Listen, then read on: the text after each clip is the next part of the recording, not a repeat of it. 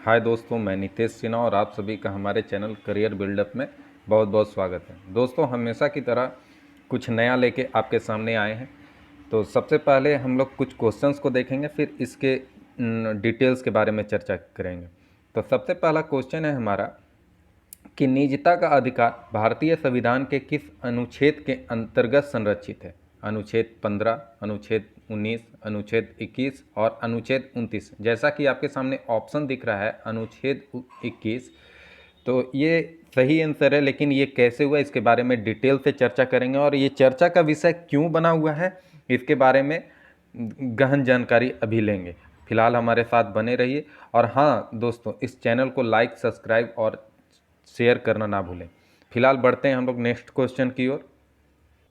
Next question है हमारा, निजता के अधिकार को जीवन एवं व्यक्ति के स्वतंत्रता के अधिकार के अंतर्गत भाग के रूप में संरक्षित किया जाता है। भारत के संविधान में निम्नलिखित में से किस उपयुक्त कथन सही एवं समुचित ढंग से आर्थिक होता है? तो यहाँ पर देखिए, ऑप्शन आपके सामने दिया हुआ है।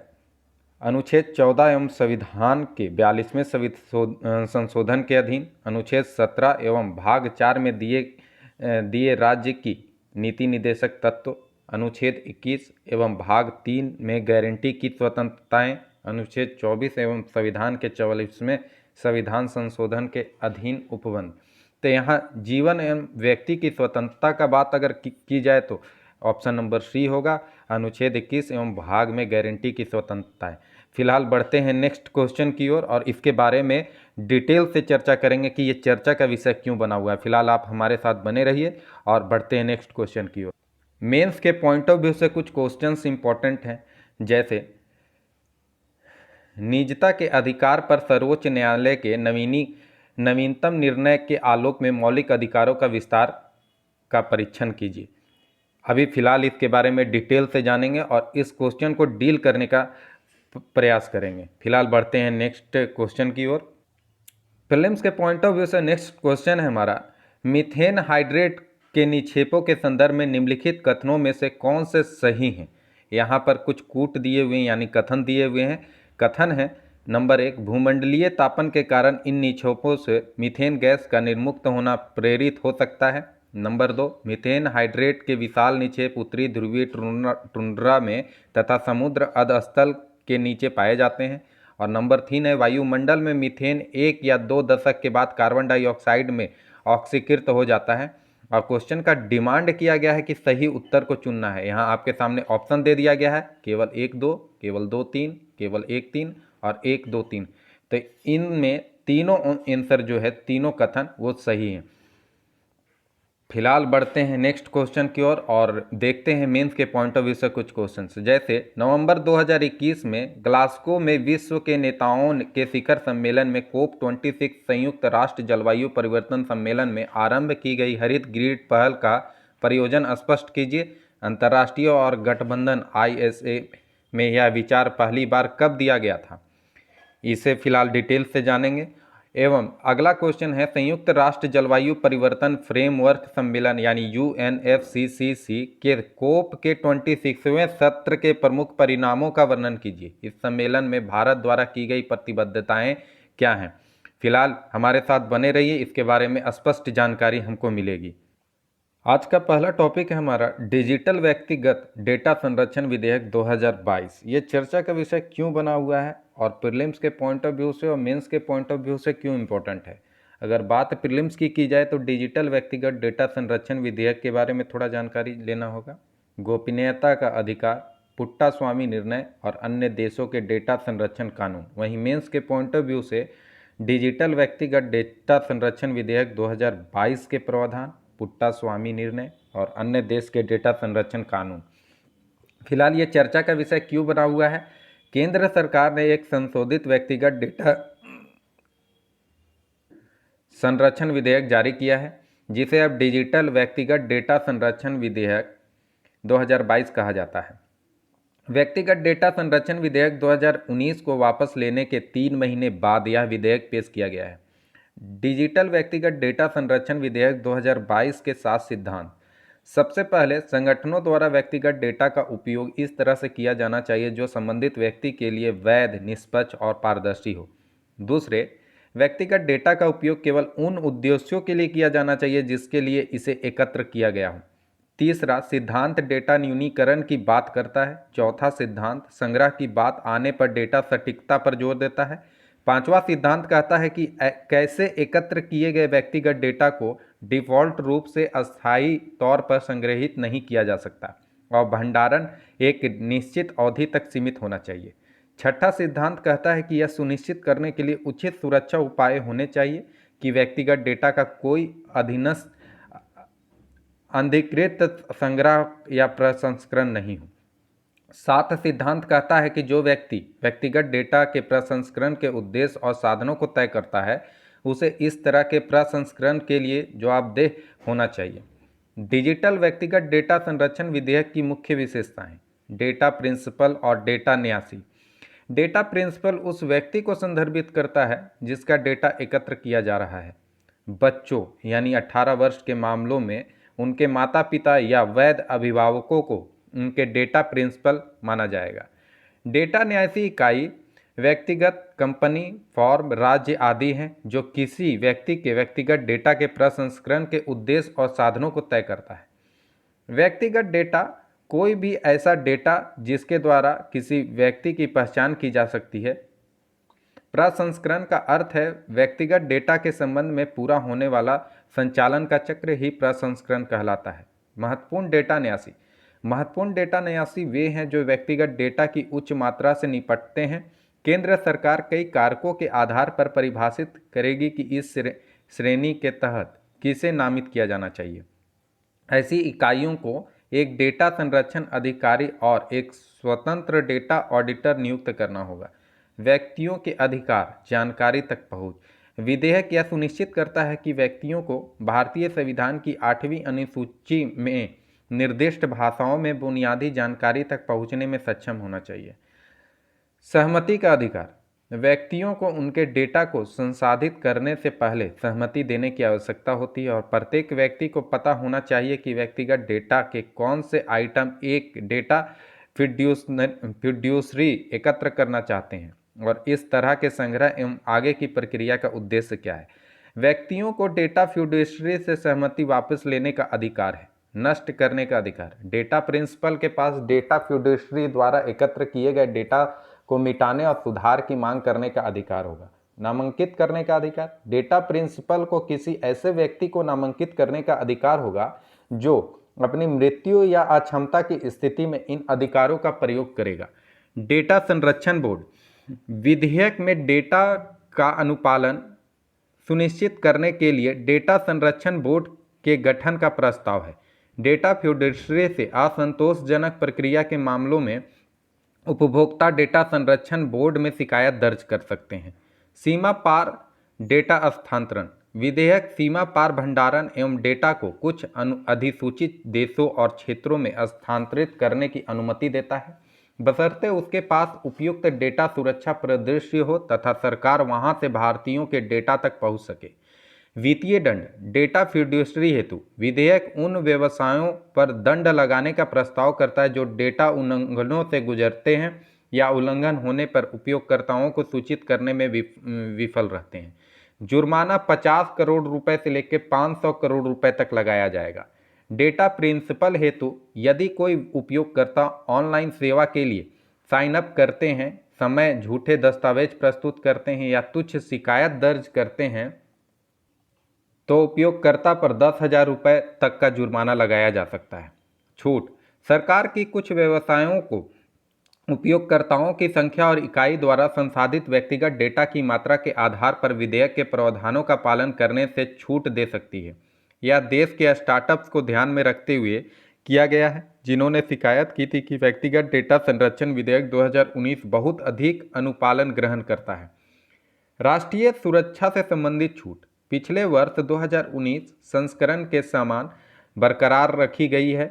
भारत की संप्रभुता और अखंडता, राज्य की सुरक्षा, विदेशी राज्यों के साथ मैत्रीपूर्ण संबंधों, सार्वजनिक व्यवस्था के रखरखाव या किसी भी संज्ञेय अपराध को रोकने के हित में केंद्र को अपनी एजेंसियों को विधेयक के प्रावधानों का पालन करने से छूट देने का अधिकार दिया गया है। डिजिटल व्यक्तिगत डेटा संरक्षण विधेयक का महत्व। नया विधेयक भारत में डेटा के स्थानीय भंडारण की पिछले विधेयक की विवादास्पद आवश्यकता से हटकर सीमा पार डेटा प्रवाह पर महत्वपूर्ण रियायतें प्रदान करता है। यह डेटा स्थानीयकरण आवश्यकताओं पर अपेक्षाकृत नरम रुख प्रदान करता है और वैश्विक गंतव्यों का चयन करने के लिए डेटा हस्तांतरण की अनुमति देता है। इससे देश दर देश व्यापार समझौते को बढ़ावा देने की संभावना है। विधेयक डेटा प्रिंसिपल के पोस्टमार्टम प्राइवेसी यानी सहमति वापस लेने के अधिकार को मान्यता देता है, जो पीडीपी विधेयक 2019 में नहीं था, लेकिन संयुक्त संसदीय समिति यानी जेपीसी द्वारा इसकी सिफारिश की गई थी। भारत ने डेटा संरक्षण व्यवस्था को कैसे मजबूत किया? न्यायमूर्ति के एस पुट्टास्वामी सेवानिवृत्ति बनाम भारत संघ 2017। अगस्त 2017 में न्यायमूर्ति के एस पुट्टास्वामी सेवानिवृत्ति बनाम भारत संघ के मामले में सर्वोच्च न्यायालय की 9 न्यायाधीशों की पीठ ने सर्वसम्मति से कहा कि भारतीयों के पास निजता का संवैधानिक रूप से संरक्षित मौलिक अधिकार है, जो अनुच्छेद 21 के तहत जीवन और स्वतंत्रता का एक अभिन्न अंग है। बी.एन. श्रीकृष्ण समिति 2017। सरकार ने अगस्त 2017 में न्यायमूर्ति बी.एन. श्रीकृष्ण की अध्यक्षता में डेटा संरक्षण के लिए विशेषज्ञों की एक समिति नियुक्त की, जिसने डेटा संरक्षण विधेयक से संबंधित मसौदा और अपनी रिपोर्ट जुलाई 2018 में प्रस्तुत की। रिपोर्ट में भारत में गोपनीयता कानून को मजबूत करने के लिए अनेकों सिफारिशें हैं, जिसमें डेटा के प्रसंस्करण और संग्रह पर प्रतिबंध है। डेटा संरक्षण प्राधिकरण, भूल जाने का अधिकार, डेटा स्थानीयकरण आदि शामिल है। सूचना प्रौद्योगिकी यानी मध्यवर्ती दिशा निर्देश और डिजिटल मीडिया आचार संहिता नियम 2021। आईटी नियम 2021 के तहत सोशल मीडिया साइट्स को अपने द्वारा होस्ट की जाने वाली सामग्री का अधिक ध्यान रखना आवश्यक है। अन्य देशों में डेटा संरक्षण कानून, जैसे यूरोपीय संघ मॉडल, सामान्य डेटा संरक्षण विनियमन व्यक्ति डेटा के प्रसंस्करण के लिए व्यापक डेटा संरक्षण कानून पर केंद्रित है। यूरोपीय संघ में निजता का अधिकार एक मौलिक अधिकार के रूप में निहित है, जो किसी व्यक्ति की गरिमा और उसके द्वारा उत्पन्न डेटा पर उसके अधिकार की रक्षा करने पर लक्षित है। संयुक्त राष्ट्र मॉडल, अमेरिका में गोपनीयता के अधिकारों या सिद्धांत का कोई समग्र विनियमन नहीं है, जैसा कि यानी यूरोपीय यूनियन का जीडीपीआर, जो डेटा के उपयोग, संग्रह और प्रकटीकरण को विनियमित करता है। इसके बजाय यह समिति क्षेत्र विशिष्ट विनियमन है। सार्वजनिक और निजी क्षेत्र के लिए डेटा सुरक्षा के प्रति दृष्टिकोण अलग है। गोपनीयता अधिनियम, इलेक्ट्रॉनिक संचार गोपनीयता अधिनियम जैसे व्यापक कानून के माध्यम से व्यक्तिगत जानकारी तथा सरकार की गतिविधियों और शक्तियों को अच्छी तरह से परिभाषित एवं सूचित किया गया है। निजी क्षेत्र के लिए कुछ क्षेत्र आधारित विशिष्ट मानदंड हैं। चीन मॉडल, पिछले 12 महीनों में डेटा गोपनीयता और सुरक्षा संबंधी जारी किए गए नए चीन कानूनों को व्यक्तिगत सूचना संरक्षण कानून यानी PIPL शामिल है, जो नवंबर 2021 से लागू हुआ था। यह चीन डेटा विनियामकों को एक नए अधिकार प्रदान करता है ताकि व्यक्तिगत डेटा के दुरुपयोग को रोका जा सके। डेटा सुरक्षा कानून यानी DSL, जो सितंबर 2021 में लागू हुआ, व्यावसायिक डेटा को उसके महत्व के स्तरों के आधार पर वर्गीकृत करने की आवश्यकता है।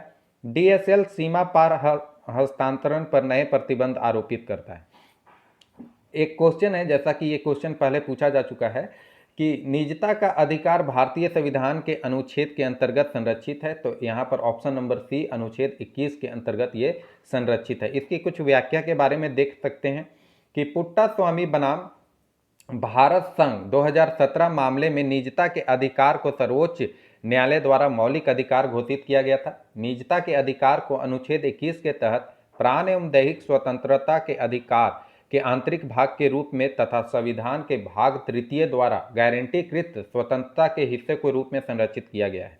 निजता व्यक्तिगत स्वायत्तता की रक्षा करती है और जीवन के महत्वपूर्ण पहलुओं को नियंत्रित करने की क्षमता को पहचानती है। निजता पूर्ण अधिकार नहीं है, लेकिन इसे कोई भी अतिक्रमण वैधता, आवश्यकता और अनुपातिकता पर आधारित होना चाहिए। अगला क्वेश्चन है कि निजता के अधिकार को जीवन एवं व्यक्तिगत स्वतंत्रता के अधिकार के अंतर्भूत भाग के रूप में संरक्षित किया जाता है। भारत के संविधान में निम्नलिखित में से किसे उपयुक्त कथन सही एवं समुचित ढंग से आर्थित होता है? यहाँ पर ऑप्शन है अनुच्छेद 14 एवं संविधान के 42वें संशोधन के अधीन उपबंध, अनुच्छेद 17 एवं भाग 4 में दिए गए राज्य के नीति निर्देशक तत्व, अनुच्छेद 21 एवं भाग 3 में गारंटी की गई स्वतंत्रताएं, और नंबर डी है अनुच्छेद 24 एवं संविधान के 44वें संशोधन के अधीन उपबंध। तो यहाँ पर ऑप्शन सी अनुच्छेद 21 एवं भाग 3 में गारंटी की गई स्वतंत्रताएं। इसके कुछ अनुच्छेद को देखते हैं। वर्ष 2017 में सर्वोच्च न्यायालय यानी सुप्रीम कोर्ट ने 9 न्यायाधीशों की बेंच ने अपने फैसले में न्यायमूर्ति के.एस. पुट्टास्वामी बनाम भारत संघ मामले में सर्वसम्मति से पुष्टि की कि निजता का अधिकार भारतीय संविधान के तहत एक मौलिक अधिकार है। सुप्रीम कोर्ट की बेंच ने कहा कि निजता एक मौलिक अधिकार है क्योंकि यह संविधान के अनुच्छेद 21 के तहत प्रदान किए गए जीवन एवं व्यक्तिगत स्वतंत्रता की गारंटी में अंतर्निहित है। पीठ ने यह भी कहा कि संविधान के भाग 3 में निहित मौलिक अधिकारों द्वारा मान्यता प्राप्त और गारंटीकृत स्वतंत्रता एवं गरिमा के अन्य पहलुओं से अलग अलग संदर्भों में निजता के तत्व भी उत्पन्न होते हैं। अतः विकल्प जो है सी सही है। एक मेंस का क्वेश्चन मैंने पूछा था कि निजता के अधिकार पर सर्वोच्च न्यायालय के नवीनतम निर्णय के आलोक में मौलिक अधिकारों का विस्तार से परीक्षण कीजिए। इसे आप बनाने का कोशिश कीजिए और हमें कमेंट करके जरूर बताइए। अगला टॉपिक है हमारा लॉस एंड डैमेज फंड। आखिर है क्या और ये चर्चा का विषय क्यों बना हुआ है? प्रीलिम्स के पॉइंट ऑफ व्यू से कोप 27 शिखर सम्मेलन, loss and damage fund, green house gas उत्सर्जन, ग्लोबल वार्मिंग, हानि और क्षति पर वार्सो अंतर्राष्ट्रीय तंत्र, हरित जलवायु कोष। वहीं मेंस के पॉइंट ऑफ व्यू से पर्यावरण प्रदूषण और गिरावट को देखना है। ये चर्चा का विषय क्यों बना हुआ है? हाल ही में संपन्न कोप 27 शिखर सम्मेलन में संयुक्त राष्ट्र के प्रतिनिधियों ने एक लॉस एंड डैमेज फंड बनाने पर सहमति व्यक्त की जो जलवायु संबंधी आपदाओं के कारण सबसे कमजोर देशों को उनके हुए नुकसान की क्षतिपूर्ति करेगा। लॉस एंड डैमेज यानी हानि और क्षति कोष। लॉस एंड डैमेज जलवायु परिवर्तन के प्रभावों को संदर्भित करता है जिसे समन यानी ग्रीन हाउस गैस उत्सर्जन में कटौती या अनुकूलन, जलवायु परिवर्तन प्रभावों से निपटने की प्रथाओं को संशोधित करना से टाला नहीं जा सकता। इनमें न केवल संपत्ति की आर्थिक क्षति बल्कि आजीविका की हानि और जैव विविधता एवं सांस्कृतिक महत्व वाले स्थलों का विनाश भी शामिल है। इससे प्रभावित देशों के लिए मुआवजे का दावा करने का दायरा बढ़ जाता है। लॉस एंड डैमेज की अवधारणा का विकास। चूंकि वर्ष 1990 के दशक की शुरुआत में जलवायु परिवर्तन पर संयुक्त राष्ट्र फ्रेमवर्क कन्वेंशन का गठन किया गया था, इसलिए जलवायु परिवर्तन के कारण होने वाले हानि और क्षति पर बहस हुई। कम से कम विकसित देशों के समूह ने लंबे समय से नुकसान और विनाश के लिए जवाबदेही और मुआवजे की स्थापना का लक्ष्य रखा है। हालांकि जलवायु क्षति के लिए ऐतिहासिक रूप से दोषी ठहराए गए अमीर देशों ने कमजोर देशों की चिंताओं की अनदेखी की है। हानि और क्षति पर वार्सो अंतर्राष्ट्रीय तंत्र यानी WIM की स्थापना वर्ष 2013 में विकासशील देशों के व्यापक दबाव के बाद बिना फंडिंग के की गई थी। हालांकि ग्लासगो में वर्ष 2021 कोप 26 जलवायु शिखर सम्मेलन के दौरान हानि और क्षति के लिए धन की व्यवस्था पर विचार करने के लिए 3 वर्षीय टास्क फोर्स की स्थापना की गई थी। अब Canada, Denmark, Germany, New Zealand, Scotland और वालोनिया के बेल्जियम प्रांत आदि को मिलाकर सभी ने लॉस एंड डैमेज फंड में रुचि व्यक्त की है। निधि की स्थापना से संबंधित चिंताएं। जहां तक भविष्य की कोप वार्ताओं का संबंध है, यह केवल एक फंड बनाने के लिए प्रतिबद्ध है और फिर इसे चर्चा हेतु छोड़ दिया जाता है, जिसमें इसकी स्थापना और योगदान जैसी महत्वपूर्ण बातें शामिल होती है। जबकि कुछ देशों ने इस फंड में नाम मात्र दान किया है, लेकिन अनुमानित क्षति पहले से ही 500 बिलियन अमेरिकी डॉलर को पार कर चुकी है। कोप 27 में वार्ता के दौरान यूरोपीय संघ ने चीन, अरब राज्यों और बड़े विकासशील देशों शायद भारत भी पर इस आधार पर योगदान देने के लिए जोर दिया कि उनका उत्सर्जन में काफ़ी योगदान था। बुनियादी ढांचे की क्षति, संपत्ति की क्षति और अमूल संस्कृति संपत्तियों की क्षति आदि को जलवायु परिवर्तन के कारण होने वाले नुकसान एवं क्षति के रूप में मापे जाने जैसा कुछ खास निर्धारित भी नहीं किया गया। जलवायु वित्त पोषण अब तक मुख्य रूप से ग्लोबल वार्मिंग को रोकने के प्रयास में कार्बन डाइऑक्साइड उत्सर्जन को कम करने पर केंद्रित है, जबकि इसका लगभग 1/3 हिस्सा समुदायों को भविष्य के प्रभावों के अनुकूल बनाने में मदद करने के लिए परियोजनाओं में खर्च हो गया है। भारत से संबंधित पहले जलवायु परिवर्तन राष्ट्रीय जलवायु परिवर्तन अनुकूलन कोष यानी NAFCC जलवायु परिवर्तन के प्रतिकूल प्रभावों के प्रति संवेदनशील राज्यों और केंद्र शासित प्रदेशों हेतु जलवायु परिवर्तन अनुकूलन की लागत को पूरा करने के लिए वर्ष 2015 में इस कोष की स्थापना की गई थी। राष्ट्रीय स्वच्छ ऊर्जा कोष यानी NCEF उद्योग द्वारा कोयले के उपयोग पर प्रारंभिक कार्बन टैक्स के माध्यम से वित्त पोषित स्वच्छ ऊर्जा को बढ़ावा देने के लिए इस कोष का निर्माण किया गया था। यह एक अंतर मंत्रालयी समूह द्वारा शासित होता है, जिसका अध्यक्ष वित्त सचिव होता है। इसका जनादेश जीवाश्म और गैर जीवाश्म ईंधन आधारित क्षेत्र में नवीन स्वच्छ ऊर्जा प्रौद्योगिकी के अनुसंधान एवं विकास के लिए निधि देना है। राष्ट्रीय अनुकूलन कोष आवश्यक और उपलब्ध धन के बीच की खाई को पाटने के उद्देश्य से वर्ष 2014 में 100 करोड़ रुपए के निधियन के साथ कोष की स्थापना की गई थी। यह कोष पर्यावरण, वन और जलवायु परिवर्तन मंत्रालय यानी MOEF&CC के तहत संचालित किया जाता है। आगे की राह। हालांकि लाभ यह है कि वृद्धिशील देशों को गति नहीं खोनी चाहिए और यह सुनिश्चित करने के लिए कड़ी मेहनत करनी चाहिए कि कोप विश्वसनीय उत्प्रेरक बने रहें, ना कि कुछ खोखली जीत के अवसर मात्र। इसके अलावा यह सुनिश्चित करना कि उत्सर्जन और भेद्यता को कम करने के लिए वित्त बेहतर लक्षित है। नए वित्त जुटाने हेतु एक राजनीतिक प्रतिबद्धता को बनाए रखने की आवश्यकता है। हाल के अनुभवों से सीखना और सुधार करना, खासकर जब हरित जलवायु कोष काम करता है। अगला क्वेश्चन है मीथेन हाइड्रेट के निक्षेप के संदर्भ में निम्नलिखित कथनों पर विचार, कथनों में से कौन से सही हैं? तो यहाँ पर आप देख सकते हैं, कथन आपके सामने दिया हुआ है कि भूमंडलीय तापन के कारण इन निक्षेपों से मीथेन गैस का निर्मुक्त होना प्रेरित हो सकता है। सही बात है। मीथेन हाइड्रेट के विशाल निक्षेप उत्तरीय ध्रुवीय टुंड्रा में तथा समुद्र अधस्तल के नीचे पाए जाते हैं, ये भी सही है। और वायुमंडल में मीथेन 1 या 2 दशक के बाद कार्बन डाइऑक्साइड में ऑक्सीकृत हो जाती है, ये भी सही है। और यहाँ क्वेश्चन का डिमांड है कि सही उत्तर को चुनना है, तो तीनों सही है, इसलिए ऑप्शन नंबर डी होगा कि तीनों सही हैं। इसके कुछ व्याख्या के बारे में देख लेते हैं। मीथेन हाइड्रेट बर्फ की एक जालीनुमा पिंजड़े जैसी संरचना है जिसमें मीथेन अणु बंद होते हैं। यह एक प्रकार की बर्फ है जो केवल स्वाभाविक रूप से उप सतह में जमा होती है, जहां तापमान और दबाव की स्थिति इसके गठन के लिए अनुकूलन होती है। आर्कटिक परमाफ्रॉस्ट के नीचे मीथेन हाइड्रेट और तलछटी चट्टानी इकाइयों के निर्माण और स्थिरता के लिए उपयुक्त तापमान एवं दबाव की स्थिति वाले क्षेत्र में महाद्वीपीय सीमांत पर तलछट जमाव, अंतर्देशीय झीलों और समुद्रों के गहरे पानी के तलछट तथा अंटार्कटिक बर्फ आदि शामिल है। अतः 2 सही है। और मीथेन हाइड्रेट जो एक संवेदनशील तलछट है, तापमान में वृद्धि या दबाव में कमी के साथ तेजी से पृथक हो जाते हैं। इस पृथक्करण से मुक्त मीथेन और पानी को प्राप्त किया जाता है, जो ग्लोबल वार्मिंग द्वारा रोका जा सकता है। अर्थात 1 भी सही है। और मीथेन वायुमंडल से लगभग 9 से 12 वर्ष की अवधि में ऑक्सीकृत हो जाती है, जहां यह कार्बन डाइऑक्साइड में परिवर्तित हो जाती है। अतः 3 भी सही है। फिलहाल बढ़ते हैं नेक्स्ट टॉपिक की ओर। अब है अगला टॉपिक हमारा सूफीवाद। ये सूफीवाद इंपॉर्टेंट क्यों है? प्रीलिम्स के पॉइंट ऑफ व्यू से, मेंस के पॉइंट ऑफ व्यू से। तो इस्लामिक रहस्यवाद प्रीलिम्स के पॉइंट ऑफ व्यू से इंपॉर्टेंट है, वहीं वैराग्य, चिश्ती, सुहरावर्दी आदेश, और मेंस के पॉइंट ऑफ व्यू से सूफीवाद। तो ये चर्चा का विषय क्यों है और क्यों अभी न्यूज में बना हुआ है?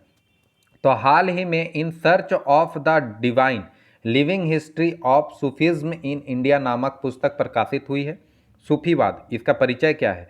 सूफीवाद इस्लाम का एक आध्यात्मिक रहस्यवाद है तथा यह एक धार्मिक संप्रदाय है जो ईश्वर की आध्यात्मिक खोज पर ध्यान केंद्रित करता है और भौतिकवाद को नकारता है। यह इस्लामी रहस्यवाद का एक रूप है जो तपस्या पर जोर देता है। इसमें भगवान की भक्ति पर बहुत जोर दिया गया है। सूफीवाद में आत्म अनुशासन को धारण के माध्यम से ईश्वर का ज्ञान प्राप्त करने के लिए एक आवश्यक शर्त माना जाता है। 12वीं ईस्वी की शुरुआत में फारस में कुछ धार्मिक लोग खलीफा के बढ़ते भौतिकवाद के कारण तपस्या की ओर मुड़ गए।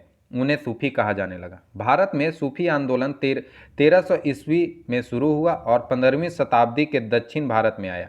सूफीवाद में आत्म अनुशासन को ईश्वर का ज्ञान प्राप्त करने के लिए एक आवश्यक शर्त माना जाता है, जबकि रूढ़िवादी मुसलमान बाहरी आचरण पर जोर देते हैं। सूफी आंतरिक शुद्धता पर जोर देते हैं। मुल्तान और पंजाब शुरुआती केंद्र थे और बाद में यह कश्मीर, बिहार, बंगाल और दक्कन में फैल गए। व्युत्पत्ति: सूफी शब्द संभवतः अरबी में सूफी शब्द से लिया गया है, जिसका अर्थ है वह जो ऊन के बने कपड़े पहनता है। इसका एक कारण यह है कि ऊनी कपड़ों को आमतौर पर फकीरों से जोड़कर देखा जाता है। इस शब्द का एक अन्य संभावित मूल्य सफ़ा है, जिसका अर्थ अरबी के अर्थ शुद्धता है। सूफीवाद के चरण: पहला चरण यानी खानकाह 10वीं शताब्दी में शुरू हुआ, जिसे स्वर्ण रहस्यवाद का युग भी कहा जाता है। दूसरा चरण तारीख 11 से 14वीं शताब्दी, जब सूफीवाद को संस्थागत बनाया जा रहा था, तब परंपराओं एवं प्रतीकों को इसके साथ जोड़ा जाने लगा। और तीसरा चरण यानी तारीफा 15वीं शताब्दी में शुरू हुआ। इस स्तर पर जब सूफीवाद का एक लोकप्रिय आंदोलन बन गया। प्रमुख सूफी सिलसिले: चिश्तियाँ सिलसिला की स्थापना भारत में ख्वाजा मोइन उद्दीन चिश्ती ने की थी।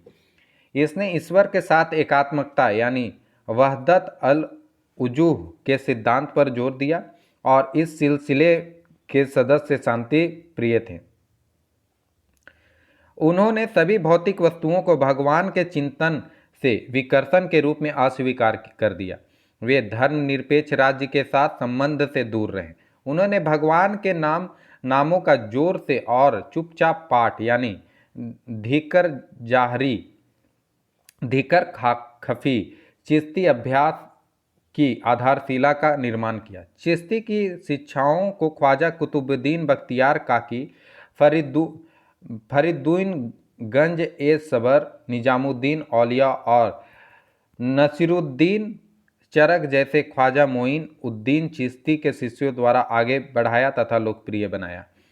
सोहरावर्दी सिलसिला: इसकी स्थापना शेख शहाबुद्दीन सोहरावर्दी मकतूल द्वारा की गई थी। चिश्ती सिलसिले के विपरीत सोहरावर्दी सिलसिले को मानने वाले ने सुल्तानों या राज्यों के संरक्षण या अनुदान को स्वीकार किया।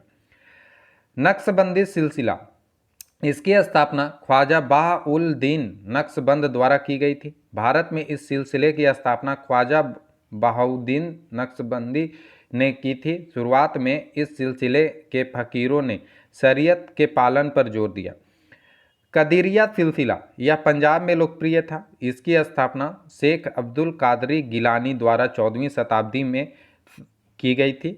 वे अकबर के अधीन मुगलों के समर्थक थे।